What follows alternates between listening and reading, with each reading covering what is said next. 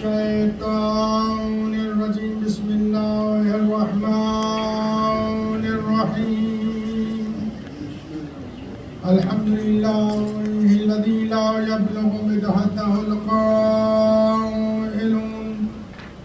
والصلاة والسلام على رسوله المؤيد المحمود الأحمد بالقاسم محمد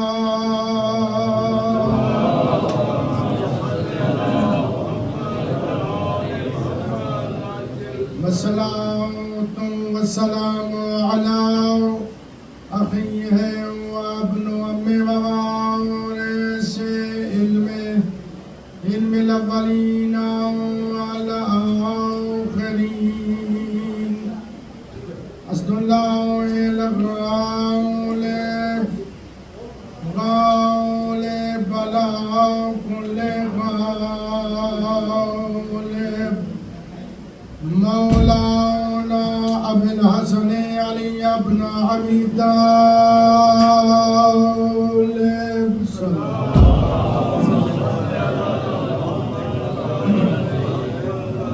الحمد لله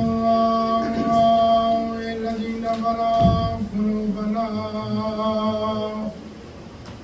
بولايته علي بن أبي طالب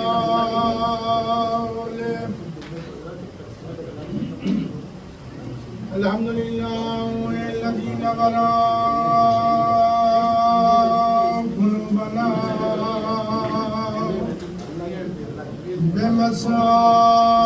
بمصائب الحسين والصلاة والسلام على أهل بيته الطيبين الطاهرين المعصومين ولعنة الدائمة على أعدائهم ملعونين أما بعد بسم الله الرحمن الرحيم والضحى والليل إذا سجى ما ودعك ربك وما قلى وللآخرة خير لك من الأولى ولسوف يعطيك ربك فترضى صلوات محمد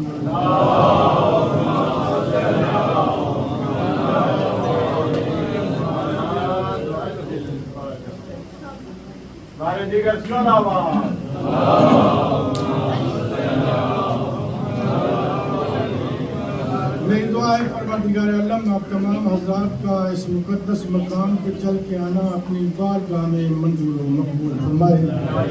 رب ذوالجلال اس ذکر کے صدقے میں حاضرین کی میں سے جس کسی کی جو بھی حاجت ہے باللہ تو علام الغیوب ہے ان کی حاجات کو پورا فرمائے۔ میری دعا ہے پروردگار عالم جو مؤمنین اس دنیا سے تشریف لے گئے ہیں، جو انتقال فرما چکے ہیں، اور بالاخص یہاں کے بانیان میں سے جو بھی یہاں سے اس دنیا سے انتقال کر چکے ہیں، بالا تجھے واسطہ چاہتا معصومین کی عزت و عظمت کا انہیں شفاعت محمد و آل محمد نصیب فرما۔ برادران گرامی قدر، آپ کی خدمت عالیہ میں میزان ہدایت شان اہل بیت کے عنوان سے یہ عشرہ محرم الحرام میں آپ کی خدمت عالیہ میں معروضات پیش کی جائیں گی۔ میری التجا ہے کہ آپ ان کو اپنے اذہان عالیہ میں ضرور ذہن نشین کر لیں تاکہ معلوم ہو سکے کہ اللہ کے نزدیک میزان ہدایت کیا ہے اور شان اہل بیت کیا ہے۔ پروردگار آپ کو سلامت رکھے۔ میں آپ سب لوگوں کا فردن جن لوگوں نے میری حوصلہ افزائی کی میں آپ تمام حضرات کا شکر گزار ہوں. یہ آپ کا ولائے محمد و آل محمد کا جو آپ کے دل میں موجود ہے، آپ کے اذہان میں ان کے فضائل موجود ہیں، یہ ان کا کمال ہے، میرا کمال نہیں. بہت شکر گزار کہ آپ میرے ساتھ متوجہ بھی رہتے ہیں اور میری حوصلہ افزائی بھی کرتے ہیں. رب ذوالجلال نے ہدایت کا اہتمام کیا اور ہر زمانے میں اللہ تعالیٰ نے انسانیت کی ہدایت کے لیے مسلسل ہادی اور رہنما بھیجے. کوئی زمانہ ایسا نہیں گزرا جس زمانے میں اللہ تعالیٰ کی طرف سے کوئی ہدایت موجود نہ رہی ہو. جب سے انسان کو خلق کیا تب سے انسانیت کی ہدایت کے لیے پروردگار عالم نے ایک مسلسل ہادیوں کا سلسلہ قائم کیا، رہنماؤں کا سلسلہ قائم کیا. انسانیت کی گائیڈنس کے لیے، رہنمائی کے لیے ہر زمانے میں اس زمانے کے تقاضوں کے مطابق ہادی اور رہنما آتے رہے. توجہ ہے نا. اللہ کو یہ گوارا تھا کہ میرے انبیاء ٹھکرائے جائیں. اللہ کو یہ گوارا تھا کہ میرے مرسلین کے اوپر پتھر برسائے جائیں، میرے اولیاء کانٹوں پہ چلیں. یہ اللہ کو گوارا تھا، لیکن انسانیت کا بھٹکنا گوارا نہیں تھا. اللہ کو یہ گوارا تھا کہ حضرت آدم علیہ السلام کو جنت سے نکالا جائے. اللہ کو یہ گوارا تھا کہ نوح طوفان میں رہیں. اللہ کو یہ گوارا تھا کہ ابراہیم آگے نمرود میں رہیں. اللہ کو یہ گوارا تھا کہ حضرت موسیٰ کلیم اللہ دریائے نیل کی موجوں میں رہیں. اللہ کو یہ گوارا تھا کہ حضرت عیسیٰ روح اللہ عصمت مادری کی وجہ سے ٹھکرائے جائیں. اللہ کو یہ گوارا تھا کہ میرے صادق اور صدیق بندے جھٹلائے جائیں. اللہ کو یہ گوارا تھا کہ عرش نشین بندے کو زمین پر اتارا اور وہ پتھروں کی وجہ سے لہو لہان ہو جائیں. یہ گوارا تھا، لیکن انسانیت کا، انسانوں کا گمراہ ہونا گوارا نہیں. پروردگار عالم نے ہر زمانے میں لا تعداد ہادی اور رہنما بھیجے. کس لیے؟ تاکہ انسان راہ راست پر آ جائے، تاکہ انسانیت کی ہدایت ہو جائے. اور یہ واقعہ کربلا کا اگر ایک جملے میں کہا جائے تو اسی لیے میرے آقا امام حسین علیہ السلام میں مقصد کیا تھا مدینہ چھوڑنے کا، مقصد کیا تھا اتنی قربانیاں دینے کا. میرے آقا حسین کے لیے مقصد کیا تھا؟ میرے آقا حسین نے خود بیان کیا ہے. انہی کی زبان میں اقدس اور مقدس اور طاہر اور مطہر سے نکلے ہوئے یہ جملے ہیں جس میں انہوں نے ارشاد فرمایا انما خرجت لطلب اصلاح امت جدی رسول اللہ. میں نہ دولت حاصل کرنے جا رہا ہوں، نہ ملک حاصل کرنے جا رہا ہوں، نہ جنگ کرنے جا رہا ہوں. مجھے نہ حکومت چاہیے، نہ دولت چاہیے، نہ جاہ و جلال چاہیے. اللہ نے مجھے سب کچھ عطا کیا ہے. میں مدینہ کو چھوڑ رہا ہوں، اپنے نانا کی قبر کو چھوڑ رہا ہوں، اپنی ماں زہرا کی قبر کو ترک کر رہا ہوں. میں کربلا میں اتنی قربانیاں دے رہا ہوں. کیوں؟ اس لیے انما خرجت لطلب اصلاح امت جدی. میں چاہتا ہوں کہ اپنے نانا رسول اللہ کی امت کی اصلاح کر سکے. ہے نا؟ میرا مقدمہ ختم ہو گیا. اگر بات آپ کے اذہان عالیہ میں پہنچ گئی تو میری محنت سوارت ہوگی کہ اللہ نے ہر زمانے میں ہدایت کا اہتمام کیا. یہ واقعہ کربلا بھی کوئی عام واقعہ نہیں ہے. جیسا کہ کل میں مسائل کے آغاز میں بیان کر رہا تھا، نوجوانوں کو یہ بتلائیں یہ واقعہ کربلا دو شہزادوں کی جنگ نہیں ہے بلکہ دو نظریوں کی جنگ ہے. ایک نظریہ تھا شیطانی، دوسرا نظریہ تھا رحمانی. محمد وآل محمد علیہ السلام برنتر صلوات.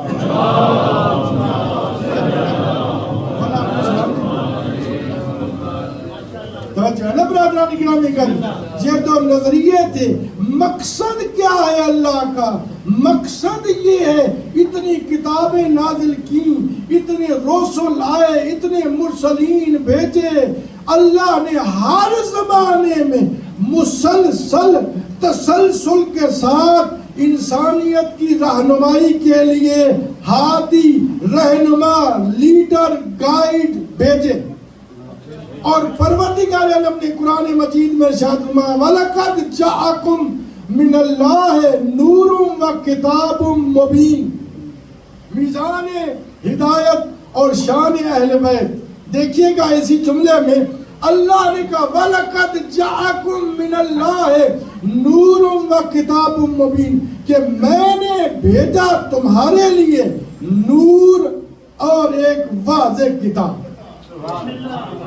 برادران گرامی اگر آپ میرے ساتھ متوجہ ہیں تو دیکھیے جب بھی کوئی کام ہوتا ہے نا دیکھا جاتا ہے، جب بھی کوئی چیز بھیجی جاتی ہے تو دیکھا جاتا ہے پہلی منزل میں بھیجنے والا کون ہے، بھیجا کیا ہے، کس کے پاس بھیجا ہے اور کیا غرض و غایت تھی. 4 چیزیں ہوتی ہیں کہ بھیجنے والا کون ہے، آیا کس کے پاس، اور چیز کیا تھی اور اس کا مقصد کیا تھا. اس مختصر سی آیت مجیدان میں پروردگار عالم نے یہ 4 چیزیں بیان کی. وَلَقَدْ جَاءَكُم مِّنَ اللَّهِ اللہ کی طرف سے تمہارے پاس آیا، یعنی اللہ نے بھیجا تمہارے پاس آیا. کیا؟ نور، جو بھی آیا وہ نور آیا. وَكِتَابٌ مُّبِينٌ اور کتاب مبین آئی. میں کہتا ہوں عجیب ہے ملت اسلامیہ کے لوگ جو کہتے ہیں کہ رسول ہم جیسا ہے، ہم رسول جیسے ہیں. اللہ کہہ رہا ہے جو بھی ہادی آئے گا وہ مجسمہ نور بن کر آئے گا.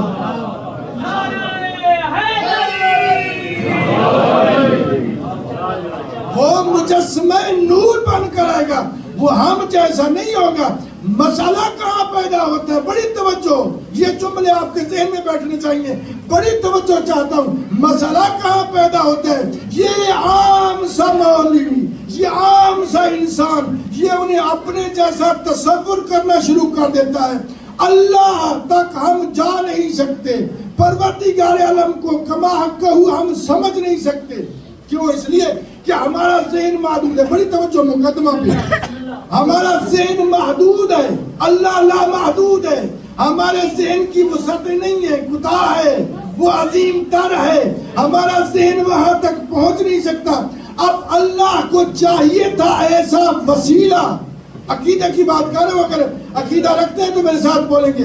اللہ کو چاہیے ایسا وسیلہ جو یہاں پر آئے تو وہ انسانی صفات کا مظہر ہو، وہاں پر جائے تو اللہ کی صفات کا مظہر نظر آئے. اس لیے اللہ نے ایسے کامل اور اکمل اور مکمل بھیجے. کہا زمین پر دیکھو گے تو یہ انسانی صفات کا مظہر نظر آئیں گے، اور اگر انہیں کمالات خداوندی بھی دیکھیں گے تو خداوندی کمالات کا مظہر نظر آئیں گے.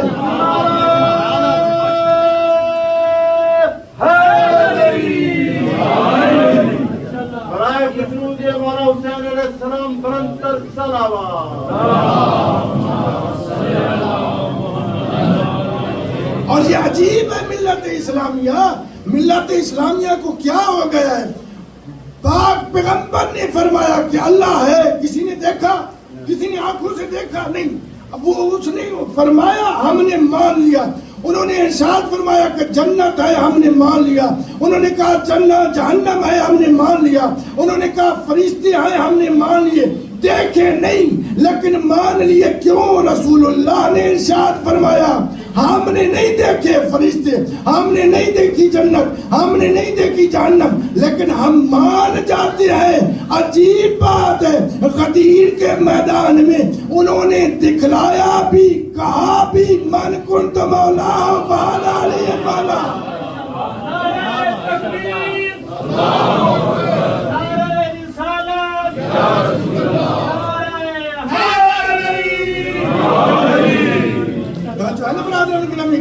اور یہی وجہ ہے کہ اللہ نے صلوات پر محمد و آل محمد بسم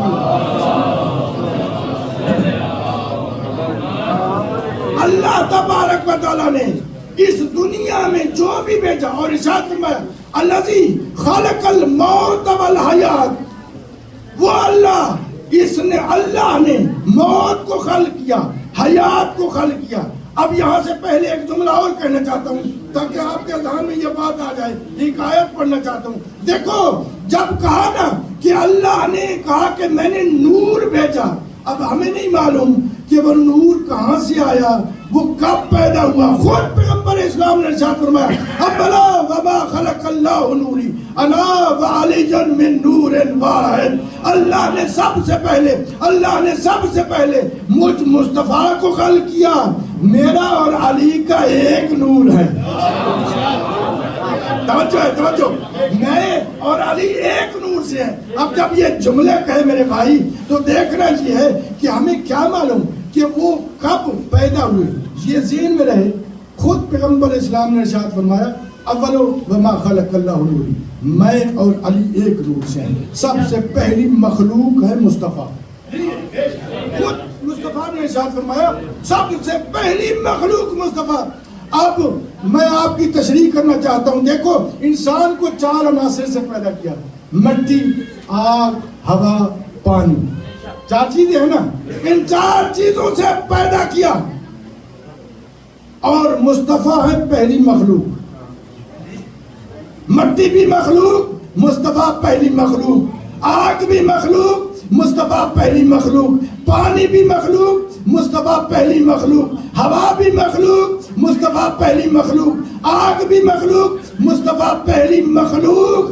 اس لیے ارشاد میں الذی خلق الموت والحیات، وہ اللہ جس نے موت کو خلق کیا، زندگی کو خلق کیا. موت بھی مخلوق، زندگی بھی مخلوق. تو معلوم ہوا کہ ان کی زندگی نہ ہماری زندگی جیسی، نہ ان کی موت ہماری موت جیسی. اسی کی تشریح اگر آپ کو سمجھ آ گئی میرے بھائی، دیکھنا یہ ہے کہ ہماری زندگی کہاں سے شروع ہوتی ہے. ہم بولنا کب سے شروع کرتے ہیں؟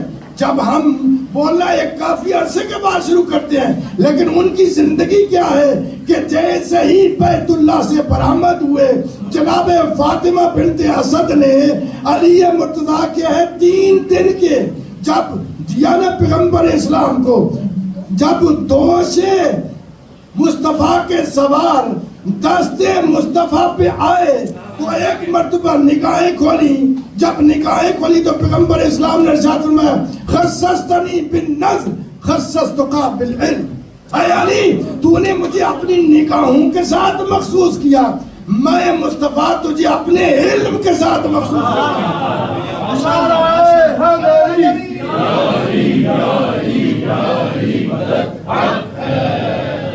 صلوات پر محمد و آل محمد.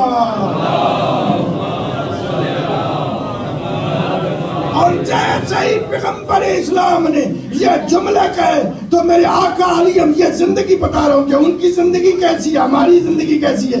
جیسے ہی پیغمبر اسلام نے یہ جملہ کہے تو میرے آقا علی مرتضیٰ نے ارشاد فرمایا یا رسول اللہ، اگر اجازت ہو تو قرآن کی تلاوت کروں، اگر اجازت ہو تو زبور کی تلاوت کروں، اگر اجازت ہو تو انجیل کی تلاوت کروں، اگر اجازت ہو تو میں قرآن کی تلاوت کروں، اور ایسے تلاوت کروں کہ صاحب کتاب بول اٹھے علی نے حق ادا کر دیا. کتاب بول اٹھے علی نے حق ادا کر دیا. علی علیہ السلام بلند صلوات.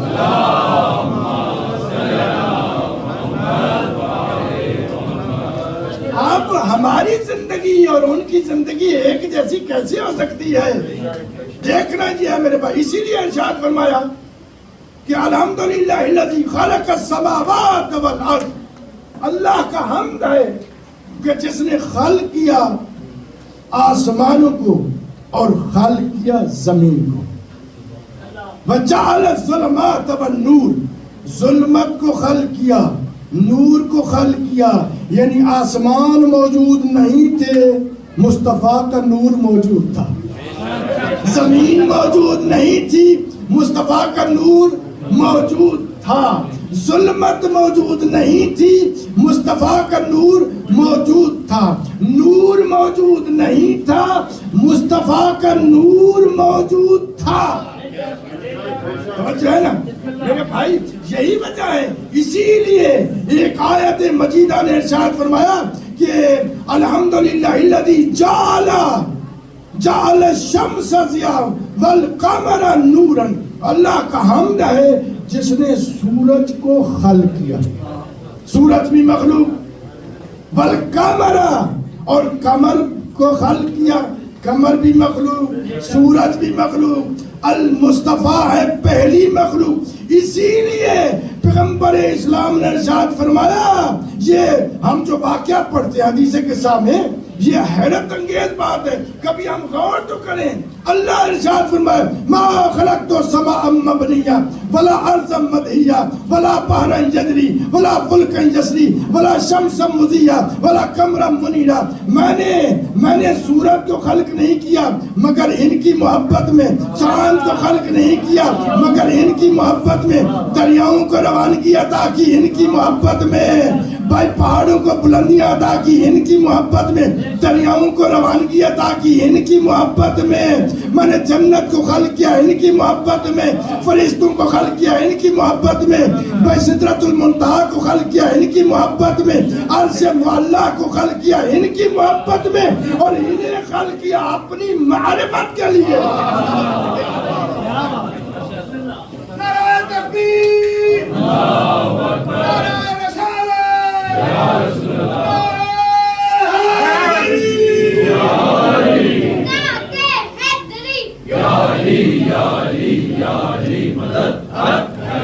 خود پیغمبر اسلام مسجد نبوی میں تشریف فرما ہے. ایک صحابی نے سوال کیا، یا رسول اللہ آپ کب خلق ہوئے؟ توجہ چاہتا ہوں، آپ کب خلق ہوئے اور آپ کا نور کہاں رہا؟ پیغمبر اسلام نے ارشاد فرمایا 9000 سال میرا نور حجاب عقل میں رہا، 8000 سال حجاب قدس میں رہا، 7000 سال حجاب عفت میں رہا، 6000 سال حجاب توکل میں رہا، 5000 سال حجاب زہد و تقوی میں رہا، 4000 سال حجاب شکر میں رہا، 3000 سال حجاب تواضع میں رہا، اور 2000 سال حجاب رحمت میں رہا، 1000 سال حجاب خلق میں رہا. اور اسی لیے پیغمبر اسلام کے لیے ارشاد فرمایا کہ انما بعثت لاتمم مکارم الاخلاق، کہ میری بعثت کی وجہ کیا ہے کہ میں اپنی امت کے اخلاق کو بہتر کروں. نعرہ تکبیر، نعرہ رسالت، یا رسول اللہ.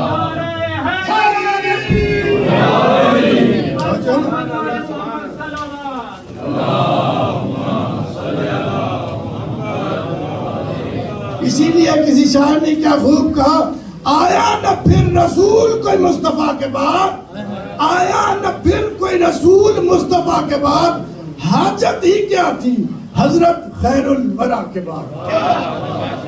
آیا نہ پھر کوئی رسول مصطفیٰ کے بعد، حاجت ہی کیا تھی حضرت خیر الورا کے بعد.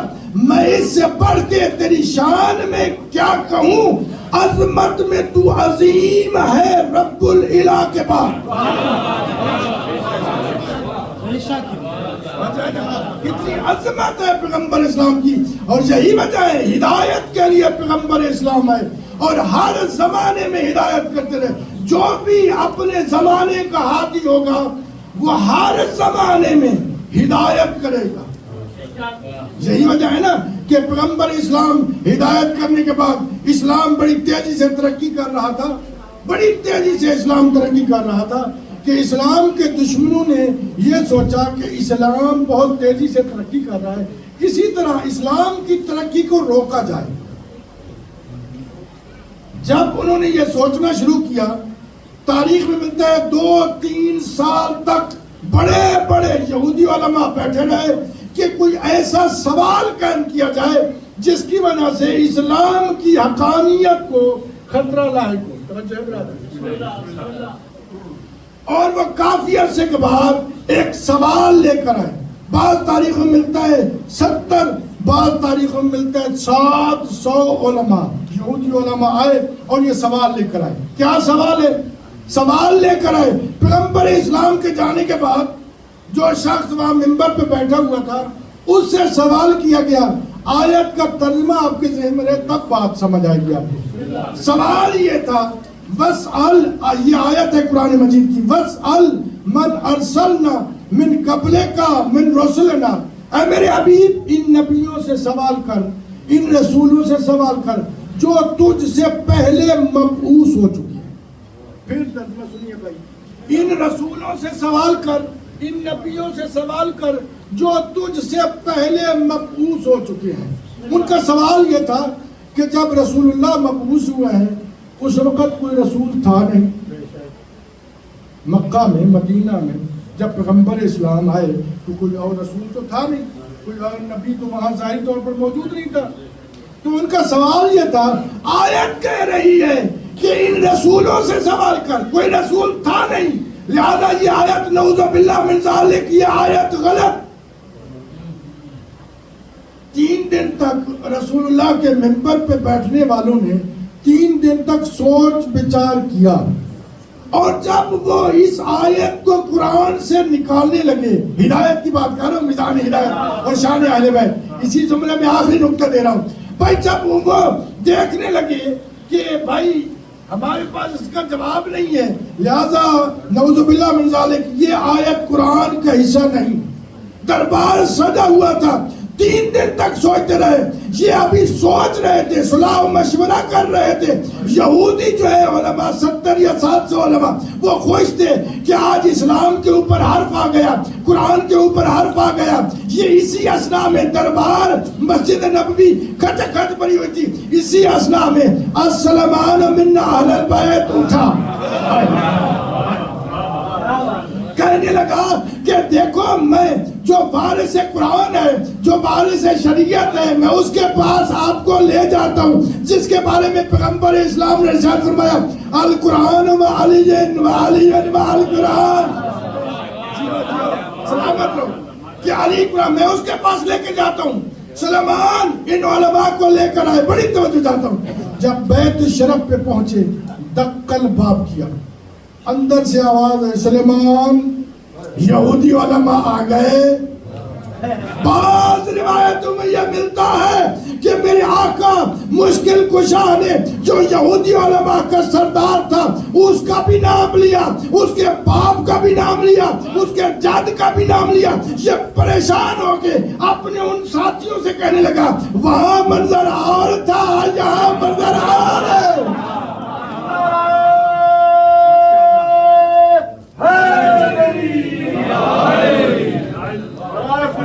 محمد علیہ محمد علیہ السلام بلندر صلوات۔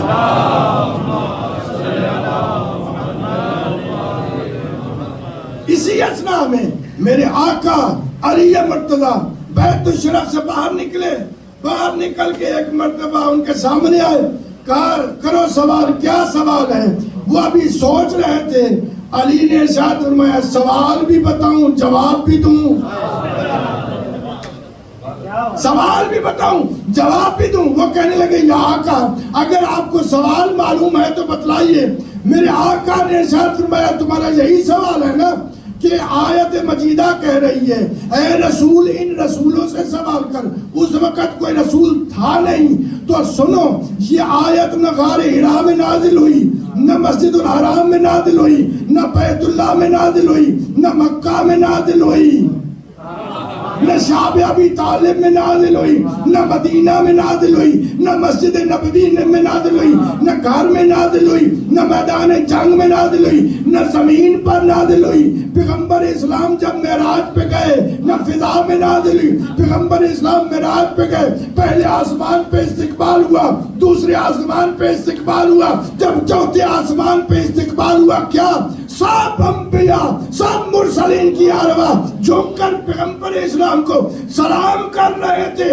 اسی اثناء میں یہ جبرائیل امین آیت لے کر نازل ہوا، اے میرے رسول ان رسولوں سے سوال کر، ان نبیوں سے سوال کر کہ انہیں نبوتیں کس وجہ سے ملی، انہیں رسالتیں کس وجہ سے ملی۔ میرے آقا علی مرتضیٰ نے کہا کہ جب یہ حکم ہوا اللہ کا تو رسول نے کہا کہ تمہیں نبوتیں کس لیے ملی، کس بنیاد پہ ملی؟ تو تمام ارواح انبیاء نے بیک زباں ہو کر کہا بے اقرار نبوت کا و بے اقرار ولایت علی بن ابی طالب۔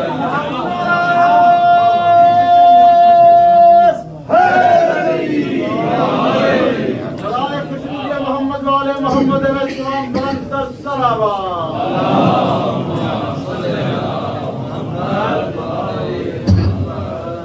کہ ہمیں نبوتیں ملی، آپ یا رسول اللہ یا محمد المصطفیٰ آپ کی رسالت کا اقرار کرنے کی وجہ سے اور علی کی ولایت کا اعلان کرنے کی وجہ سے۔ یہی وجہ ہے جو وجہ تخلیق کائنات تھے، جو تمام مرسلین کے ہادی تھے، جو تمام انبیاء کے سید و سردار تھے، سید الانبیاء ہے نا، جاتے ہوئے یہ کہہ رہے تھے کہ بیٹا حسین تجھے کربلا جانا پڑے گا۔ یہی وجہ ہے بعض مورخین کہتے ہیں حسین کے لیے سب سے مشکل تھا مدینہ کو چھوڑنا۔ کربلا میں بڑے مصائب ہیں حسین کے، لیکن مدینہ ترک کرنا بھی حسین کے لیے آسان نہیں تھا۔ میرے آقا حسین تڑپ تڑپ کے جاتے ہیں اپنے نانا کی زری پہ، اپنے نانا کی قبر پہ۔ روایت ملتا ہے میرے آقا حسین جب نانا کی قبر پہ گئے تو ایک مرتبہ کا نانا نانا تیری امت مجھے تیری قبر کے پاس نہیں رہنے دیتی، نانا تیرا دوش کا سوار حسین کربلا جا رہا ہے۔ روایتوں میں ملتا ہے پیغمبر اسلام کی قبر کو زلزلہ آیا، آواز آئی حسین حسین تجھے کربلا جانا پڑے گا، حسین تجھے دین کی حفاظت کے لیے کربلا جانا پڑے گا۔ روایت ملتا ہے جب بھی حسین نانا کی قبر پہ جاتے نا بڑے وقار کے ساتھ بڑی متانت کے ساتھ جاتے تھے، لیکن حسین جب اپنے نانا کی قبر سے ماں کی قبر کی جانب بڑھے تو تمام روایتوں میں یہ بات موجود ہے، حسین آہستہ نہیں چلے، حسین وقار سے نہیں چلے۔ روایتوں میں آقا مازندرانی لکھتے حسین ایسے دوڑ رہے تھے جیسے چھوٹا بچہ ماں کی گود میں بیٹھنے کے لیے۔ ایک مرتبہ حسین ماں زہرا کی قبر پہ آئے، میں نے جملہ کہا لیکن جو تاریخ میں لکھا ہے وہ یہ حسین ماں زہرا کی قبر پہ کھڑے نہیں رہے، بیٹھے نہیں بلکہ اپنے آپ کو گرا دیا اور ایک جملہ کہا ماں زہرا حسینوں کے جال وداعک وہذہ آخر زیارتک، اماں زہرا حسین آخری زیارت کے لیے آیا ہے، کوئی آئے نہ آئے حسین پھر واپس نہیں آئے گا۔ یہ جملے کہنے تھے، حسین کا گریہ بلند ہوا، 1400 سال بعد آپ نے گریہ کیا، ہر آنکھ میں آنسو ہے۔ ذرا تصور کیجئے حسین ماں زہرا کی قبر پہ گریہ کر رہا تھا کہ زینب آئی، ایک مرتبہ مرتبہ کہا اما زہرا، اما حسین شہادت کی طرف جا رہا ہے۔ زہرا کی قبر سے آواز آئی، اور میری شام کی قید اور میرے کوفہ کے درباروں و بازاروں میں جانے والی بیٹی، کہا حسین زینب میں زہرا قبر میں نہیں رہوں گی، تمہارے ساتھ کربلا آ رہی ہوں۔ اجرکم اللہ، بڑا مشکل تھا حسین کو الوداع کرنا۔ ایک جملہ اور آپ کی آنکھوں میں آنسو آ گئے۔ حسین کہے، تاریخ میں میں نے خود پڑھا ہے، میرے آقا امام حسن کی قبر پہ مورخین نے یہ جملے لکھے ہیں۔ حسین نے کہا، بھائی حسن، آپ کے جنازے پہ تیر مارے گئے تھے۔ حسن، مجھ زندہ کو اتنے تیر مارے جائیں گے کہ میں ایسے لگے گا کہ جیسے چھلنی ہو۔ اجرکم اللہ، اجرکم اللہ۔ مولا آپ کو کوئی غم نہ دے سوا غم حسین کی۔ ہاں میرے آقا حسین نے کہا کاروان اٹھایا جائے، آج مدینہ کو چھوڑ گئے۔ سب سے پہلا عمل کیا ہوا؟ زینب چلی عبداللہ کے گھر میں۔ پہلی مرتبہ زینب اپنے سرتاج سے سوال کر رہی تھی۔ میری آقازادی زینب گئی، یہ سوچ کر اللہ کرے مجھے اب جناب عبداللہ مجھے اجازت دے دے، کر کے سین میں جا کر بیٹھ گئی۔ تاریخ میں ملتا ہے چھوٹی چھوٹی بچیوں کے سر کو چوم رہی تھی اور کہہ رہی تھی، اے میرے بیٹیوں، اگر مجھے عبداللہ اجازت نہ دینا تو تم میری سفارش کرنا۔ اسی اسنا میں جناب عبداللہ آئے، کہا میرے آقا علی مرتضیٰ نے ایک شرط رکھی تھی، اور وہ یہ تھی کہ اگر حسین کربلا جائے تو زینب کو ساتھ جانے دینا۔ اور یہ کہتے ہوئے علی بہت روئے۔ میں نے پوچھا، آقا میرے امام کیوں رو رہے ہیں؟ تو روتے ہوئے علی نے کہا تھا کہ زینب حسین کے بغیر زندہ نہیں رہ سکتی۔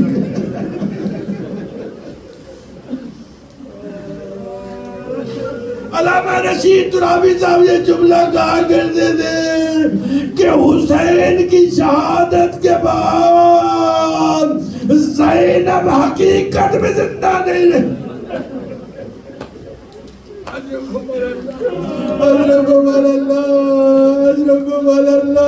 مولا آپ کو کوئی غم نہ دے، تھک کے نہیں رونا، یہ رونے کی ایام ہے۔ آزادارو، یہ محمل لائے گئے، محمل مدینہ میں لائے گئے۔ ایک راوی کہتا ہے میں مدینہ سے باہر کا رہنے والا تھا، میں مدینہ میں جب داخل ہوا، مدینہ میں سوگ کا سما تھا، ہر آدمی رو رہا تھا، عجیب کیفیت تھی، ہر آدمی رو رہا تھا۔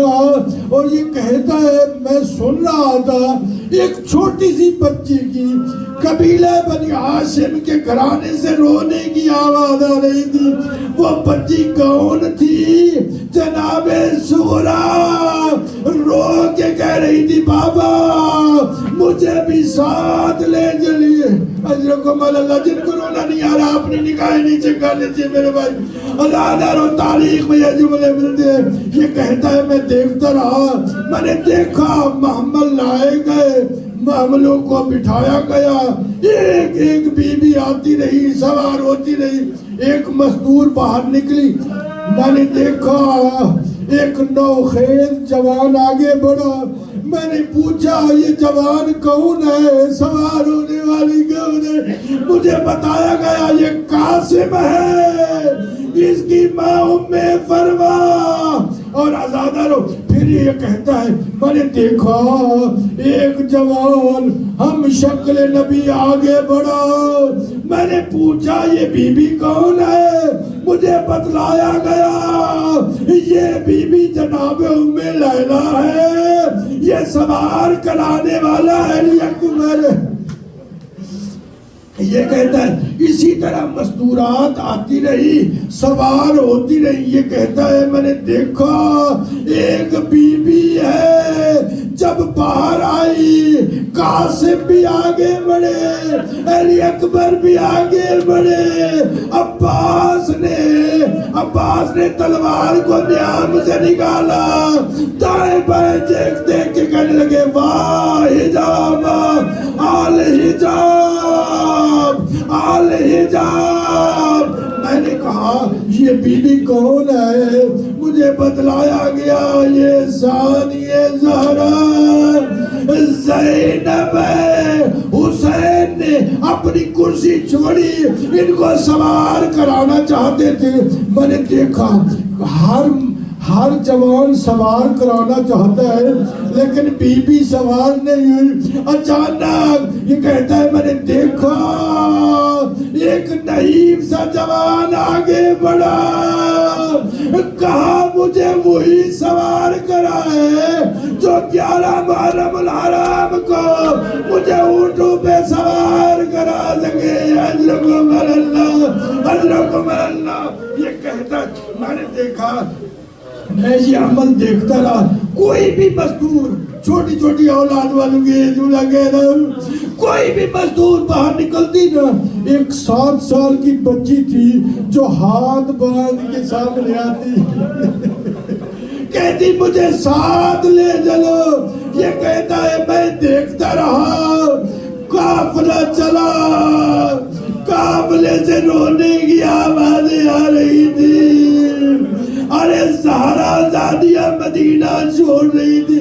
یہ کہتے قافلہ جب گلی کے موڑ پہ پہنچا نا تو پیچھے سے وہ 7 سال کی بچی یہ جملہ کہہ رہی تھی بابا محلہ محلہ یا بابا، اے بابا تھوڑے رک جاؤ، بابا تھوڑے رک جاؤ.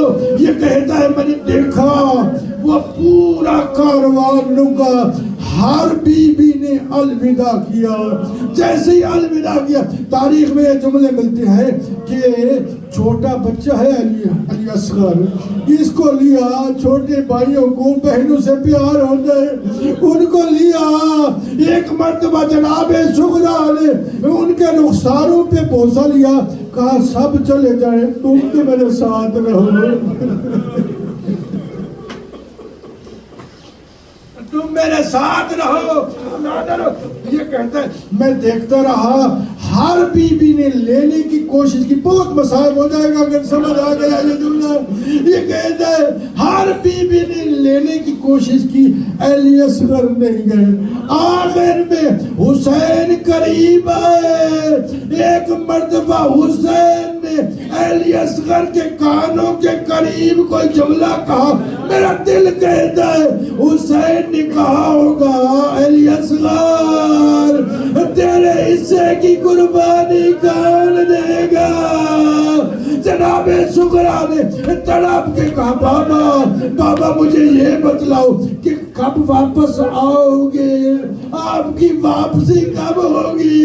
جناب سغرا نے جملہ کہا نا، حسین بیٹھتے سغرا کے سامنے بیٹھ گئے، دونوں ہاتھ رخساروں پہ رکھے اور ایک جملہ کہا، سغرا کوئی آئے نہ آئے تیرا بابا حسین پھر زندہ واپس نہیں آئے گا.